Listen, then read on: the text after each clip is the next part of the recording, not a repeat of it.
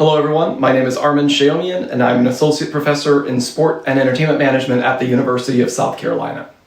Thank you very much for joining our session today. I am Yongjin Hwang from the Department of Sports and Entertainment Management at the University of South Carolina. As you well know, the COVID-19 pandemic has brought the live entertainment industry to a near halt and led many artists to rethink the way that they connect with their audiences.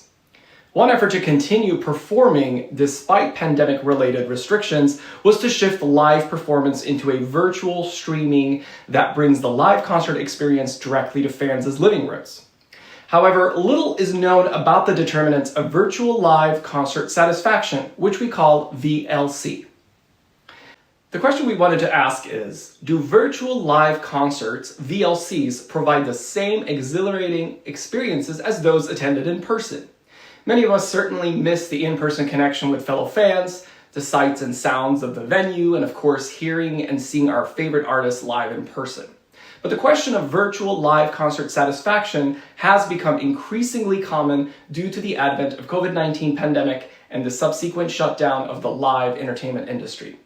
Gone are the days of singing along with droves of fans in a packed arena while watching favorite artists perform live in front of thousands of spectators, at least for the time being. As artists across the genres and fan bases have had to pivot from performing live to strengthening their online presence, many have turned to virtual performances.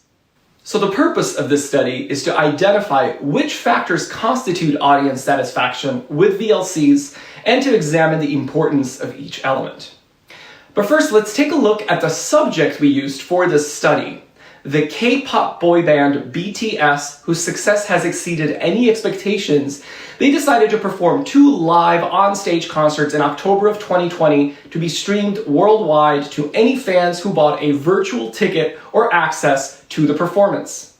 These images are from their website, and here is a quick look at their promo video leading up to the event titled Map of the Soul on E. This was a live concert performed twice that was virtually streamed around the world on October 10th and 11th in 2020.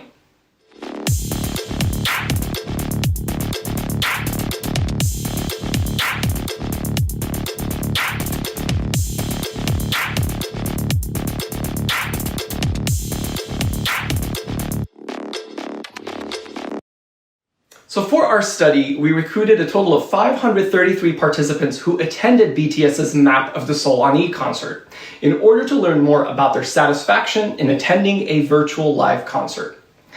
These live streams, which drew nearly 1 million viewers from 191 regions, provided a possible blueprint for live streaming large-scale productions to fans around the world. The 2 performances also brought in at least $35 million in ticket sales, proving that a pivot to virtual live concerts is not only visionary, but also profitable. There are dozens of companies that have popped up during the pandemic who specialize in producing high-quality video and audio live concert productions.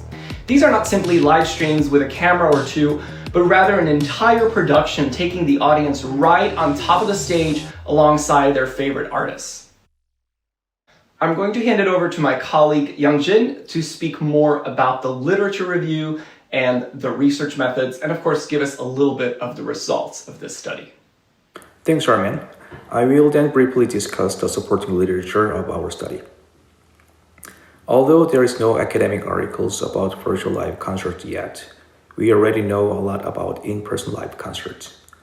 Minor et al. Developed a conceptual model that demonstrates how audiences perceive the service quality of live concert, which was mainly based on a theory by Grove et al. In 1992. The model suggests that consumers evaluate live concert based on the 5 attributes that establish the overall satisfaction of live performances. The 5 elements are musicians, sound quality of the event, stage appearance, facility service, and social interaction. This model is certainly informative, but it is also clear that in-person and virtual events are different. So in the next slide, I will suggest what factors can possibly constitute virtual live concert satisfaction. As you can see in the figure, we argue the first 3 factors musicians, audio quality, and stage appearance, they are applicable to virtual live concert. But the last two factors are irrelevant to the virtual context. Therefore, this study explored the possibility of a more condensed version of virtual live concert satisfaction model that is based upon Minor et al.'s study in 2004. In addition to identifying the dimensionality of virtual live concert satisfaction, we also tested the impact of each dimension on overall satisfaction. According to prior literature, we know that celebrity identity and celebrity attitude, they positively affect concert experience. Therefore, we hypothesize that the two variables will also positively influence virtual live concert satisfaction. Then, what about the impact of audio and video settings on overall satisfaction? Unlike a live concert, virtual live concert audiences are able to control their listening and watching environment with many choices of playback systems. It is then reasonable to assume that audience experiences will be different depending on the type of speakers and screens they use. So here is the third and fourth hypothesis. Those two hypotheses simply mean that headphones may create a different experience from tiny built-in speakers. Likewise, screen type, especially the size of the screen, may allow audiences to have a different experience. And we also created two additional hypotheses based on expectation confirmation theory. Expectation confirmation is the gap between a pre-purchase and the actual performance of the purchase. Fans who have previous experience of live concert may have a better understanding of the setting of live event than those who have never attended a concert event. Accordingly, regular concert goers are more likely to perceive a discrepancy between the virtual and in-person formats when attending a virtual live concert. Therefore, we hypothesize that participants who have a prior in-person concert experience will show a higher level of expectation disconfirmation with the VLC than those who do not have in-person concert experience. Furthermore, virtual live concerts lack key attributes only available in a live concert. Virtual live concert attendees' expectation disconfirmation thus may adversely affect satisfaction level. So we advanced the last hypothesis. Participants who have a prior in-person concert experience will show a lower level of satisfaction with the VLC than those who do not have in-person concert experience. And next, I will explain the method of our study. We recruited a total of 533 participants from South Korea. Participants purchased a ticket and attended BTS's virtual concert last year. The participants were divided into two groups to examine the effect of prior concert experience on satisfaction. All participants were asked to fill out an online questionnaire that includes several theoretical concepts and also consumer experience related questions. Then we analyzed the data using confirmatory factor analysis and analysis of covariance. CFA was used to evaluate the quality of the factor structure of virtual live concert satisfaction. And 3 ANCOVA analyses were to test the impact of each dimension of the measure on overall virtual live concert satisfaction. And here is the result of the first analysis. As you can see in the table, the model fit indices look satisfactory, so the CFA model shows a good fit. Regarding factor loadings, all scale items loaded highly on their matching factors. In addition, the composite reliability scores of factors were greater than 0.8, which indicate the items had satisfactory internal consistency. Overall, the CFA model was satisfactory enough to confirm the 3 dimensions of virtual live concert satisfaction. And the next is the result of a structural model that tests hypotheses 1 and 2. As the figure shows, celebrity identity positively affects celebrity attitude, and the positively induced attitude also leads to higher level of satisfaction. Thus, H1 and 2 were supported. And here are the results of a 3 ANCOVA analysis for the impact of audio, video device, and prior experience on virtual live concert satisfaction. Audio device was not a significant factor, but video device and prior experience were significant factors. That means participants' virtual live concert experience was different depending on what screen they use and whether they have prior in-person experience or not. Then we have visual representation of the result. Participants who used a stereo system showed the highest level of satisfaction. However, there was no significant differences among the type of audio devices. Regarding the video settings, projector was the best one, which makes sense. And as we hypothesized, participants who do not have prior in-person concert experience showed relatively higher level of satisfaction, and that might be because of their low level of bias. So this study identified and analyzed 3 dimensions of VLC satisfaction in order to ascertain the utility of this model and whether it has post-pandemic potential for artists as an additional means of engaging with audiences and generating new revenue.